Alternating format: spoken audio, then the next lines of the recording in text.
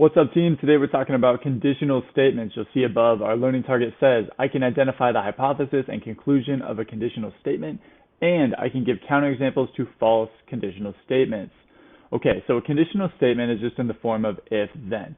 If P, then Q in general form. So if this thing happens, then this thing must also happen. We have some names that we call these different clauses, and we're going to talk about those next. Okay, so this is the general form of a conditional statement. If P being some variable, it's some conditions that need to be met, then Q. And Q is some conclusion, some result of what would happen if the conditions of P were met. In a conditional statement, it's only true if it's always true. So if the conditions of P are met, then Q must happen. If you can find some reason why Q must not happen, it's not true. That's a counterexample. We'll talk about that soon. Let's talk a little bit of definitions here.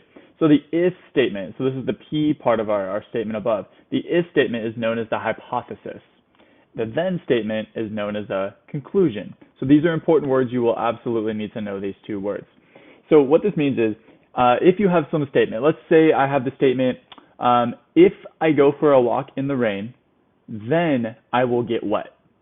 It seems like a reasonable statement. So if the conditions of the hypothesis are met, if I go for a walk in the rain, that's the statement. If I meet that statement, if I go outside, it's raining, I go for a walk, then the conclusion is that I'm going to get wet.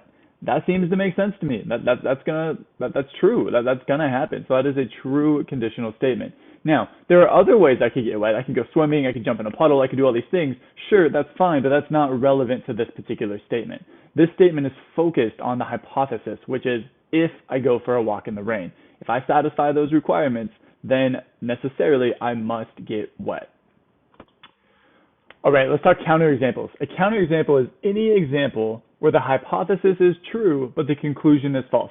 So all of the requirements for the hypothesis are met, but the conclusion isn't necessarily true. There might be a scenario where it is true, but it's not always true. So, for example, let's say we have this equation here, x squared equals 144. So if we put that in a conditional statement, we could say if this statement is true, x squared equals 144, then x equals 12. Okay, that seems like a very reasonable, true conditional statement. If x equals 144, then x equals 12. Or sorry, x squared equals 144, then x equals 12. Sure, that very well could be true. Here's my counterexample. What if x equals negative 12? Well, we all know negative 12 times negative 12, that's going to turn into a positive. That's going to be 144. So that's a counterexample. That means that this statement here is not necessarily true. It's not always true. So my counterexample, where x equaled negative 12, the conditions are met. That this equation is still true with my counterexample, but this conclusion here is not necessarily the case. So even though a conditional statement might look true, it has to always be true in order for it to be true. Here's another example.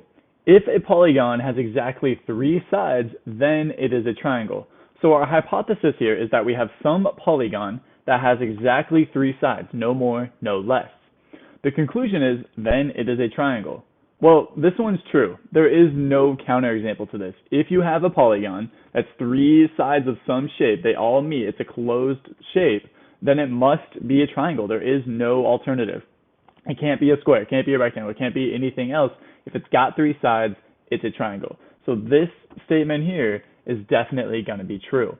Now, let's think a little bit outside the box. What if I have this statement, if I go to Chipotle today, then my day is going to get better. That seems like it's going to work. I adore Chipotle. It is my favorite restaurant in the world, and I'm so thankful that there are so many of them, right? So generally, that's going to be true. 99.999% of the time, it's going to be true. In fact, I've never had a negative experience. All my days get better at Chipotle. But what if? There are a few counterexamples to this that are possible, not likely, but technically possible. I had to write them down because it took me a while to think of them. But what if? What if I got sick when I ate at Chipotle? Maybe from the food, maybe from another cause altogether. Either way, I'm going to feel like it's associated with the food. That's not going to make my day better. That's going to be a bummer. So there's a counterexample. My statement isn't necessarily true as much as I want it to be true.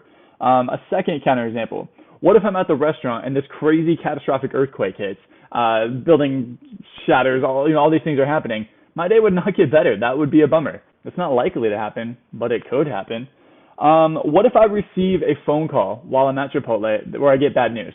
That has nothing to do with Chipotle. That is totally outside of my control, outside of Chipotle's control, but it could happen. My day wouldn't get better from being at Chipotle. Lastly, this is the most catastrophic of all. What if I'm at Chipotle, I'm ordering, I get to the end, and they're like, hey, do you want to pay the extra for guac? I say yes, and they say we're out of guac. My day's not going to get better. They're out of guac. What a bummer.